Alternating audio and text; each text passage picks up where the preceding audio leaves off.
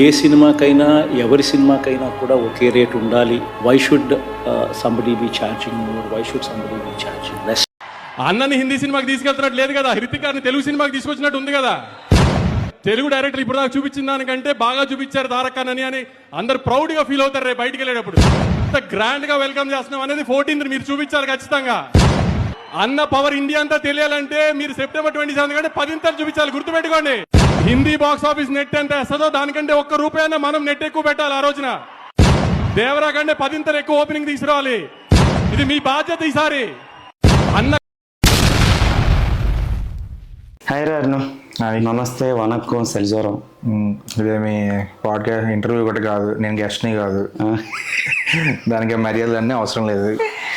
కాదురా, అంటే మనకి ఇప్పుడు గెస్ట్లో ఎవడొస్తాడు చెప్పు, మనమే కొట్టుకోవాలి. అదే నిజమేలే, ముందు మనం సక్సెస్ అయితే మనం ఎవరైనా గెస్ట్ని పిలుద్దాం.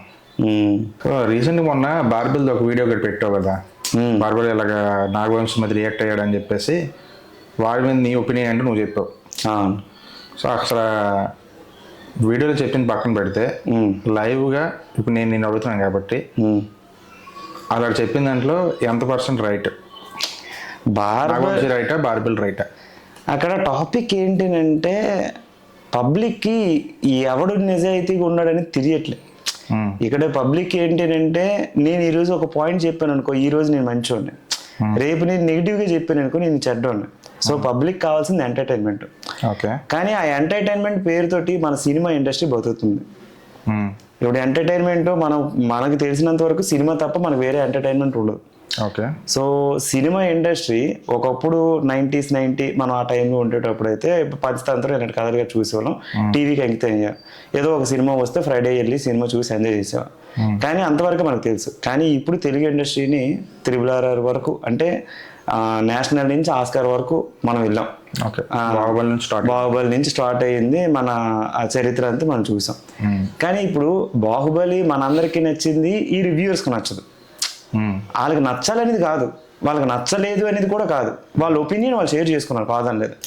వాళ్ళు చెప్పే పాయింట్స్ ఎలాగ ఉంటాయి, సినిమా ప్రపంచాన్ని వాళ్ళే ఏళ్ళెత్తున్నట్టు, సినిమా ప్రపంచానికి వాళ్ళు లేకపోతే పని అవ్వదన్నట్టు, lighting, casting, costume, okay, background, sets, property, design, background score, script, dialogues, ప్రతి ఇది మాట్లాడతారు. పోనీ వీళ్ళు ఎందులోనైనా ప్రావీణ్యం చేశారంటే అది లేదు. పోనీ ఒక స్క్రిప్ట్ ఏమైనా రాయడం చేతన అవుతుందంటే అది లేదు.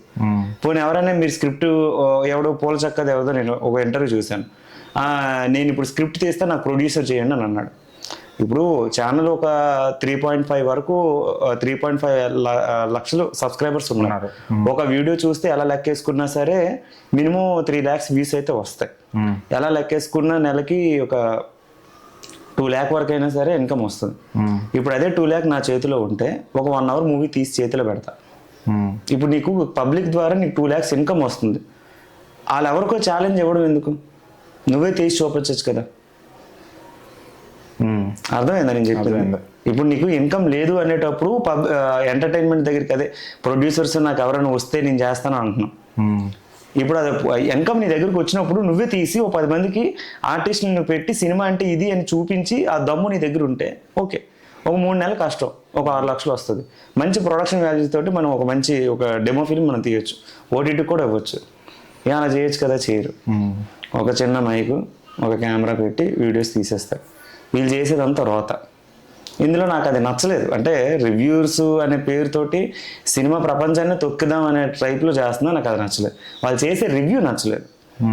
పూల చక్కాలు అయితే కొన్ని పాయింట్స్ బాగుంటాయి, పర్లేదు. ఏంటంటే నెగిటివ్ పాయింట్స్ కొన్ని చెప్తాడు, పాజిటివ్ పాయింట్స్ కూడా చెప్తాడు. ఈ బార్బెల్ గాడిది పాజిటివ్ టాక్ ఉండదు, సినిమా మీద వాంతి విరక్తి వచ్చేటట్టు చెప్తాడు రివ్యూ. అంటే బట్ అన్నిటికీ అలా చెప్పలేదేమో అనుకుంటున్నాను నేను. అన్నిటికీ అంటే నువ్వు రీసెంట్గా చూసే ప్రతి సినిమా అబ్జర్వ్ చేయ. ఇప్పుడు జనరల్గా రీసెంట్ కింగ్డమ్ నాకు నచ్చలేదు, నేను చూడను. మీకు నచ్చితే మీరు చూడండి నేను కూడా చెప్పలేదు. నాకైతే ఇది నచ్చలేదు అని అన్నాడు. అవునా, ఓకే, ఆడికి నచ్చలేదు అనేటప్పుడు రివ్యూ మరి నచ్చలేదనే స్టార్టింగ్ చెప్పేశారు. ఇప్పుడు కాబట్టి ఎండింగ్ వరకు ఇంక ఏది పాజిటివ్ పాయింట్ ఉండదు. ఇప్పుడు వాడు ఒపీనియన్ అది చెప్పాడు, వాడు ఒపీనియన్ అంటే పాజిటివ్ పాయింట్. ఇప్పుడు సినిమా ప్రపంచానికి నువ్వు పాజిటివ్ పాయింట్ చెప్పవు, నెగిటివ్ పాయింటే చెప్తావు, దీనివల్ల నీకు ఇన్కమ్ జనరేట్ అవుతుంది. కానీ ఒక సినిమా పాయింట్ని నెగిటివ్ టాక్తో పట్టుకొని నువ్వు డబ్బులు సంపాదిస్తున్నావు అనేది నా క్వశ్చన్. ఇప్పుడు సినిమా ప్రపంచం మనం చెప్పేంత ఈజీ కాదు. ఓకే, స్క్రిప్ట్లో చాలా ఉంటాయి, లొడ్డు లొసుకులు ఉంటాయి, కూర్చొని మాట్లాడే టాపిక్ అయితే కాదు. కానీ ఆ స్క్రిప్ట్ని బాగాలేదు, నేను ఇది చేయలేదు, అది చేయలేదు, రేపు పొద్దున్న ప్యారడైజ్ ఎవరిది నానిది వస్తుంది, అది కూడా బాగాలేదు అంటాడు. నేను ఇప్పుడే చెప్పేస్తున్నాను, ఇది బాగాలేదు అంటాడు. ఓజీ సినిమా వచ్చింది, టేజర్ వచ్చింది, గ్లిమ్స్ వచ్చిందని. ఓకే, ఏవో 4 షార్ట్స్ తీస్తారు, 4 షార్ట్స్ యాడ్ చేశారు, ఆ గ్లిమ్స్లో అదే పెట్టేశారు. ఇంకా షూటింగ్ అయితే ప్రాపర్గా ఉండదు. పవన్ కళ్యాణ్ అయితే ఇందులో పూర్తిగా 100% ఉంటాడని కూడా గ్యారంటీ ఇవ్వలేము అని ముందే చెప్పాడు. అంటే ఈ వీడియో చూసాడా? జనరల్గా చూడు కదా. ఇప్పుడు ఓజీ మీద అందరు అంత హై ఎక్స్పెక్టేషన్స్తో ఉన్నారు. ఈవెన్ పవన్ కళ్యాణ్ గారి ఫ్యాన్స్ అయినా అవ్వకపోయినా సుజిత్ మీద ఎక్స్పెక్టేషన్స్ తోటి ఆల్రెడీ మనం సాహో చూసాం కాబట్టి ఆ ఓజీ మీద అంత హై ఎక్స్పెక్టేషన్స్ ఉన్నాయి, ఆల్మోస్ట్ ఉన్నాయి. ఎందుకంటే సుజిత్ డైరెక్షన్, పవన్ కళ్యాణ్ ఎంతసేపు ఉంటాడు అన్నది పక్కన పెడితే డెఫినెట్గా ఇప్పుడు మనకి సలార్ ఉంది, ప్రభాస్ గారిది స్టోరీ, స్క్రిప్ట్ అంతా ఆయన మీద డిపెండ్ అయి ఉంటుంది. 2.5 నిమిషాలు కనబడతాడు. కానీ డైలాగ్స్ ఆల్మోస్ట్ మనిషి కనిపించేది కూడా కనిపించేది ఎక్కువ ఉంది, డైలాగ్స్ తక్కువ ఉన్నాయి. ఏదైనా సరే మనం అనుకున్న దానికంటే చాలా తక్కువ. ఎందుకంటే చాలా సీన్స్ లో అతను కనిపిస్తే కానీ మాట్లాడరు. కొన్ని సినిమా ఆల్రెడీ ఒక ఫంక్షన్ లో చెప్తాడు, నేను చాలా తక్కువ మాట్లాడుతాను, ఎక్కువ సినిమాలు చేస్తాను, ఆడియన్స్ ఎంటర్టైన్ చేస్తాను. ఇప్పుడు అదే జరుగుతుంది. స్క్రిప్ట్ ఆయన మీద చాలా మంది సలార్ అంటే ఇప్పుడు ఒక ఎమోషన్ అయిపోయింది. అది కాటేరమ్మ ఫైట్ చూస్తే చాలు ఇంకా అది గూస్ బంప్స్ వస్తాయి. మనోడికి ఏది అది కూడా నచ్చలేదు. సలార్లో ఏముందని సరే సింపుల్గా ఏముంది ఆ డైలాగ్ ఏంటి, ఎమోషన్స్ ఏంటి అని అన్నాడు. నాకు అది నచ్చలేదు, అందుకు ఆ రివ్యూ రాతాను అన్నాను. కాకపోతే టికెట్ ప్రైజెస్ మీద కొంచెం డిస్కషన్ స్టార్ట్ చేశాడు. కాకపోతే ఈ టికెట్ ప్రైజెస్ మీదే తెలుగు ఫిల్మ్ ఇండస్ట్రీ ప్రజలను గట్టిగా తొక్కేస్తుంది. కరెక్టే, కాకపోతే ఏంటంటే టికెట్ ప్రైస్ అనేది అసలు ఇది యాక్చువల్గా అసలు చెప్పాలంటే ఇదంతా స్టార్ట్ అయింది మెయిన్ మన బాహుబలి దగ్గర నుంచి స్టార్ట్ అయిపోయింది టికెట్ ప్రైస్లో హైకింగ్ అన్నది. అవును, అసలు హిట్ అనే పదానికి మీనింగ్ అయితే మారిపోయింది అప్పటి నుంచి. ఇప్పుడు నువ్వు పాస్ట్లో చూసుకుంటే లైక్ పాత సినిమాలు చిరంజీవి కానివ్వండి, పవన్ కళ్యాణ్ కానీ ఏదైనా సరే ఒకసారి పాత సినిమాలు చూసుకుంటే ఖుషి కానీ లైక్ ఖుషి, ఠాగూర్, మగధీర అక్కడ వరకు చూసుకుంటే సినిమా డబ్బుల గురించి ఎవరు మాట్లాడరు, టికెట్ ప్రైస్ గురించి ఎవరు మాట్లాడరు, ఎన్ని డేస్ ఆడింది, ఎన్ని సెంటర్లు ఆడింది, ఇది ఒకటే పాయింట్. అవును, సో దానివల్ల ఎవరికి వచ్చిన నష్టం లేదు, ఎక్కువ లాభపడేది కూడా ఓన్లీ ప్రొడ్యూసర్ మాత్రమే లాభపడతారు. కాకపోతే ఇప్పుడు ఏమవుతుంది అంటే హిట్ అనేదానికి ఏకంగా డబ్బులు వస్తే అది హిట్, ఒక అవార్డు వచ్చేస్తే అది హిట్, అలాగే అయిపోయింది. సో ఈ సిచ్యువేషన్లో ఈ డబ్బులు రావాలి, ఎక్కువ కలెక్షన్స్ రావాలి, అలాగైతేనే హిట్ అని చెప్పేసి ఆడియన్స్ ఎలాగంటున్నారో పక్కన పెట్టారు, ముందు వాళ్ళు రుద్దుతున్నారు. ఇప్పుడు నిన్నైనా సరే నువ్వు వాట్ ప్రీ రిలీజ్ ఈవెంట్లో చూస్తే వంశీది దాని గురించి మాట్లాడు, నా వంశీది మీరే చేయండి, ఎలాగైనా సరే దేవర కలెక్షన్స్ దాటిపోవాలి, అది మీ చేతిలోనే ఉంది, మీ బాధ్యత. అంటే ఎందుకు బాధ్యత? ఇప్పుడు మన పేరెంట్స్ ఉన్నారు, మనం పెంచారు, చదివించారు, అన్ని చేశారు, కాబట్టి మనం ఏదో ఉద్యోగం చేసి వాళ్ళ అప్పులు తీర్చడం ఏదో ఒకటి చెయ్యాలి, అది బాధ్యత. వాళ్ళ బాధ్యత తీసుకునే అవసరం మనకి ఎందుకు? ఈ సినిమా రేట్లు, టికెట్ రేట్లు పెంచడానికి కారణం first of all distributors, producers వాళ్ళే. అందరూ ఎంత టికెట్ రేటు పెంచుతున్నా చూసేస్తున్నారు. అవును, చూసేస్తున్నారు కదా అని చెప్పేసి పెంచుతున్నారు. ఇప్పుడు ఇదే సిచ్యువేషన్ నువ్వు నార్త్లో వెళ్ళావు అనుకో, ఇప్పుడు హృతిక్ రోషన్ అంత పెద్ద హీరో, మనకి వాళ్ళకి కాదు. మనం వార్ టూ వచ్చేస్తుంది, హృతిక్ రోషన్ సినిమా వచ్చేస్తుంది, అలా ఎన్టీఆర్ అన్నాడు అని చెప్పేసి తెగ ఫీల్ అయిపోతున్నావు. నువ్వు నార్త్ సైడ్ ఇప్పుడు వార్ 2 కోసం చూస్తానని చెప్పి నార్త్ సైడ్ వెళ్ళు, హౌస్ఫుల్ కూడా అవ్వదు. ఎందుకంటే వాళ్ళ సినిమా అనేది అసలు ఎంటర్టైన్మెంట్ కాదు, వాళ్ళకి ఎంటర్టైన్మెంట్ బోల్డ్ ఉన్నాయి, మనకి ఎంటర్టైన్మెంట్ ఇది ఒకటే. సినిమా అనేది పెద్ద ఎంటర్టైన్మెంట్ అనేసి మనం అనుకుంటున్నారు, మనం ఫిక్స్ అయిపోయాం అలాగా. ఎందుకంటే వేరే పర్పస్ మనకు లేవు కాబట్టి. ఓకే, అండ్ నార్త్ సైడ్ వెళ్తే అలా ఉండదు. నేను లైవ్గా అదే ఎగ్జాంపుల్ చూసాను.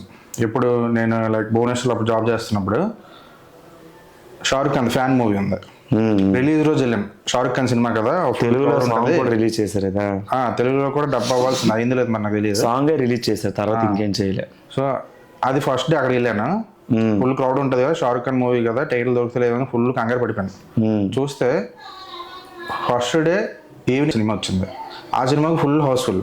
నేను సెకండ్ షోకి వెళ్ళాను కానీ నేను బ్లాక్లో కొనాల్సి వచ్చింది టికెట్ ఆ ఊర్లో.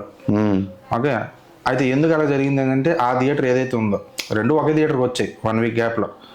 రెండు ఒకే థియేటర్కి వచ్చి మనకి ఇప్పుడు మనకు అల్లు అర్జున్ ఎలాగో వాళ్ళకి షారుఖ్ ఖాన్ అలాగే ఉంటుంది కదా, కానీ దానికి హౌస్ఫుల్ అవ్వలేదు రిలీజ్ రోజు. కానీ అల్లు అర్జున్ సినిమాకి హౌస్ఫుల్ అయింది. ఎందుకంటే ఆ థియేటర్ ఉన్న ఏరియాలో ఎక్కువగా తెలుగు పీపుల్ ఎక్కువ మంది ఉన్నారు. అదొకటి, భరత్ అని నేను ఒకటి, రెండు కూడా నేను అక్కడే చూసాను. రెండింటి కూడా నాకు టికెట్స్ వెంటనే దొరకలే. సో అంత క్రౌడ్ ఉండేది. బట్ వాళ్ళ ఫిలిమ్స్కి అంత క్రౌడ్ లేదు. ఇంకొక హిందీ మూవీ కూడా చూసింది, దానికి కూడా సేమే. సో ఇక్కడ ఏం అర్థమవుతుంది అంటే వాళ్ళకి సినిమా అనేది అసలు మినిమం ఎంటర్టైన్మెంట్ కూడా కాదు వాళ్ళకి. మనమే తెగ మోచేస్తున్నాం కాబట్టి మన మీద రుతున్నారు తెలుగు. ఇప్పుడు ఎగ్జాంపుల్ నీకు ఇప్పుడు రిలీజ్ అవుతుంది కూడా చూడు. ఇప్పుడు వాటర్ మూవీ అయినా సరే నీకు ముంబై అవుట్ సైడ్ వెళ్తే మ్యాక్సిమం 200-250 రూపీస్ టికెట్, మనకి 400. ఎందుకు డిఫరెన్స్ వచ్చింది? మన వాళ్ళు ఎక్కువ మోస్తున్నాం కాబట్టి. అదే ఆ సినిమాలో ఎన్టీఆర్ లేకపోయి ఉంటే ఓన్లీ రితిక్ రోషన్ ప్లస్ ఇంకో అర్థం కావట్లేదు. యాక్చువల్లీ వార్ 1 మూవీ కూడా తెలుగులో రిలీజ్ అయింది, డబ్బు అయింది, థియేటర్స్ లో కూడా రిలీజ్ అయింది. అప్పుడు ఎందుకు హైక్ పెట్టలేదు? అప్పుడు పెట్టలేదు, అప్పుడు ఎన్టీఆర్ లేడు. అది ఇప్పుడు ఏంటి అంటే ఎన్టీఆర్ ఉన్న పేరుతోటి బిజినెస్ ని ఇంప్రూవ్మెంట్ చేసుకుంటున్నారు. ఇప్పుడు తెలుగు టాలీవుడ్ నుంచి ఒక హీరోయిన్ కూడా టాలీవుడ్, ఎంతసేపు ఉంటాడు కూడా హీరోయిన్ కూడా టాలీవుడ్ ఏం కాదు. ఆవిడ భరత్ అనే నేను సినిమాలో మనకు తెలుసు. అంతకుముందు బాలీవుడ్ కదా, మొత్తం బాలీవుడ్. భరత్ అనే నేనులో మనకి వచ్చింది హీరోయిన్ గా చేస్తుంది. సో అలా తెలుసు. కానీ జనరల్ గా అయితే హీరోయిన్ కూడా బాలీవుడ్. మొత్తం క్యాస్టింగ్, మొత్తం సినీ ఏదైతే ఉందో ప్రొడక్షన్ హౌస్ అంతా బాలీవుడ్. ఎన్టీఆర్ గారి కోసం 400 రూపాయలు టికెట్ ఇప్పుడు పెట్టాలి. దేవరా సినిమాకి అయితే NTR the double character and heroine తప్ప రిమైనింగ్ క్యాస్టింగ్ అంతా మందే కాబట్టి 400 పెట్టిన పబ్లిక్ యాక్సెప్ట్ చేశారు. ఎందుకంటే అది మన కంప్లీట్ గా మన టాలీవుడ్ ఫిల్మ్ కాబట్టి. ఇది కంప్లీట్ గా Bollywood film, dubbed air version. ఇప్పుడు హిందీ ఒరిజినల్ వర్షన్ కూడా 200, 250, 300 కంటే ఎక్కువ లేదు. ఈవెన్ హిందీలో చూసే ఆడియన్స్ కూడా 250, 300 కంటే ఎక్కువ లేదు. నేను చూసాను ముంబై, చెన్నై, ఆల్మోస్ట్ అన్ని దాంట్లో. అక్కడ మళ్ళీ తెలుగు హైక్ ఉంది, 400 ఉంది ప్రైస్. అంటే 400 రూపీస్ తెలుగు ఆడియన్స్ కోసమే 400 రూపీస్ పెట్టడం చాలా కరెక్ట్ కాదు, టూ వరస్ట్. అంటే వీళ్ళు బిజినెస్ చేసుకోవాలి అని చెప్పేసి ఎంత పడితే అంత పెట్టేస్తే జనాలు వెళ్ళి చూసేస్తారన్నో చాలా అంటే చాలా చాలా వరస్ట్ థింగ్ ఇది. ఇది కంప్లీట్ గా తెలుగు 2 స్టేట్స్ తెలుగు ఇండస్ట్రీని బాయ్కాట్ చేసేది రోజు వస్తుందేమో నాకైతే అనిపించింది. డెఫినెట్గా రావాలి అది పబ్లిక్. అంటే ఇప్పుడు ఈ రివ్యూర్స్ వీళ్ళు నెగిటివ్ టాక్ చెప్పడం వల్ల సినిమా ఇండస్ట్రీ పడిపోదు. ఒకటి కాకపోతే ఒకడైనా అసలు మ్యాటర్ కాదు. అదే ఒకటి కాకపోతే ఒకడైనా సరే వస్తాడు, ఆడు సినిమా తీసుకుంటాడు, ఆ సినిమాకి ఈడు ఆవిడ నెగిటివ్ రివ్యూ చెప్తాడు, వీళ్ళు బాగానే ఉంటారు. కానీ సఫర్ అయ్యేది పబ్లిక్. ఇప్పుడు పబ్లిక్ ఒక కామన్ మ్యాన్ లేదా మిడిల్ క్లాస్ ఫ్యామిలీ మన ఇద్దరం అయినా, ఇప్పుడు నువ్వు నేను సినిమాకి వెళ్ళాం అనుకో, ఒకప్పుడు డిగ్రీ టైంలోనే 100 రూపాయలతో వెళ్ళి వచ్చేవాళ్ళం. ఆఫ్టర్ 100 రూపాయలు ఎదురు వెళ్ళిపోవచ్చు, వెళ్ళి మనం అక్కడ ఏదైనా స్నాక్స్ కూడా తినుకొని మనం వెళ్ళాం కదా ఆల్రెడీ. ఆ తర్వాత ఏం చేసాము, కోవిడ్ బిఫోర్ వరకు మనం ఒక 200 రూపాయలు 250 రూపాయలతోటి ఇద్దరం చూసేవాళ్ళం. ఆఫ్టర్ కోవిడ్ టాలీవుడ్ ఫిల్మ్ ఇండస్ట్రీలో చాలా ప్రాబ్లమ్స్ వచ్చాయని చెప్పి మెల్లమెల్లగా హైక్స్ చేసుకుంటూ వెళ్ళిపోయి ఇప్పుడు టికెట్ 300, 400 పెడితే గానీ సినిమా చూడలేకపోతున్నాం. మళ్ళీ అక్కడ ఏమైనా పాప్కార్న్ రేటు పెట్టినా పర్లేదు, అది అలాగనే పెంచే బాధ్యత మీ మీద ఉందంటున్నాడు. అది రుద్దురం, అది చాలా రుద్దురం. అది అంటే ఈడెవడు చెప్పడానికి నువ్వు చూడాలి, నువ్వు చూడకపోతే అవ్వదు అని. అంటే ఫ్యాన్స్ కి ఇచ్చే వాల్యూ ఇదే. మన ఎన్టీఆర్ గారు కూడా ఫ్యాన్స్ మీద అరిచేస్తున్నారు. ఓకే, ఆయన అరడంలో అర్థం ఉందో లేదో పక్కన పెడితే, ఆయన అరిచినా అరవకపోయినా ఆడియన్స్ అరుస్తారు. ఎందుకంటే అతను చూడడానికి వచ్చింది. ఆడియన్స్ అందరూ, ఫ్యాన్స్ అందరూ ఎన్టీఆర్ గారిని చూడడానికి వచ్చారు. హృతిక్ రోషన్ కోసం రాలేదు, చింటూ కోసం రాలేదు, సారీ నాగవంశీ కోసం రాలేదు, ఈవెన్ ఆ బాలీవుడ్ యాక్టర్స్ కోసం కూడా రాలేదు, హీరోయిన్ కోసం కూడా రాలేదు. హీరోయిన్ బికినీ వేసినా సరే అక్కడ ఎన్టీఆర్ వచ్చారు. సో అలాంటివి ఏమి ఉండవు. అంటే హీరోయిన్ ఆల్రెడీ సినిమాలో అందాలు చూపించింది కదా, హీరోయిన్ చూద్దామని కూడా రారు ఎవరు, కేవలం ఎన్టీఆర్ కోసం వస్తారు. ఎన్టీఆర్ కోసం వచ్చిన వాళ్ళు డైరెక్ట్గా ఎన్టీఆర్ అలాగ అనడం కరెక్ట్ కాదు అనిపించింది. మళ్ళీ ఈయన వెళ్ళి మీరే చూడాలి, మీ మీదే బాధ్యత ఉంది ఈయన చెప్పడం కంప్లీట్లీ రాంగ్. అంటే వీళ్ళు బిజినెస్ సొమ్ము చేసుకోవాలని చేస్తున్నారు కానీ అసలు ప్రతి ఒక్కరికి 30 కోట్లు, 40 కోట్లు, 50 కోట్లు, 100 కోట్లు ఎందుకు అంత రెమ్యూనరేషన్? లాస్ట్ టైం ఎవరో పెద్ద హీరో అన్నారు, ఆయన పేరు నేను చెప్పలేను కానీ గవర్నమెంట్కి ట్యాక్స్ కడుతున్నారంట. ఓకే, కాబట్టి remuneration కాబట్టి రెమ్యునరేషన్ పెంచారంట.